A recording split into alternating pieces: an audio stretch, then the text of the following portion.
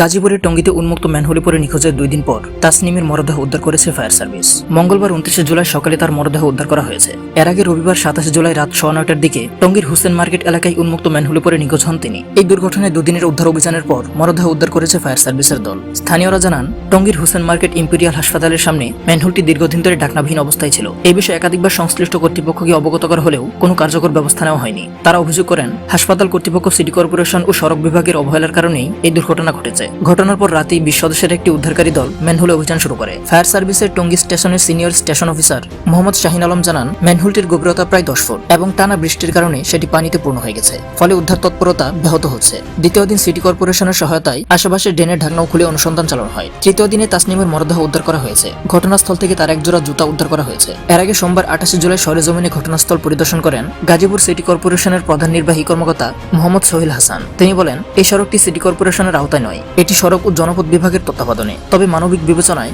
City corporation প্রয়োজনীয় যন্ত্রপাতি ও জনবল দিয়ে উদ্ধার কাজে সহায়তা করেছে। এদিকে এই ঘটনায় গাজীপুর সিটি কর্পোরেশনের সচিবকে প্রধান করে 4 সদস্যের একটি তদন্ত কমিটি গঠন করা হয়েছে। কমিটিতে ফায়ার সার্ভিস ও অন্যান্য সংশ্লিষ্ট সেবা প্রতিষ্ঠানকে অন্তর্ভুক্ত করা হয়েছে। আগামী 7 কর্মদিবসের মধ্যে তদন্ত প্রতিবেদন দাখিলের নির্দেশ দেওয়া হয়েছে।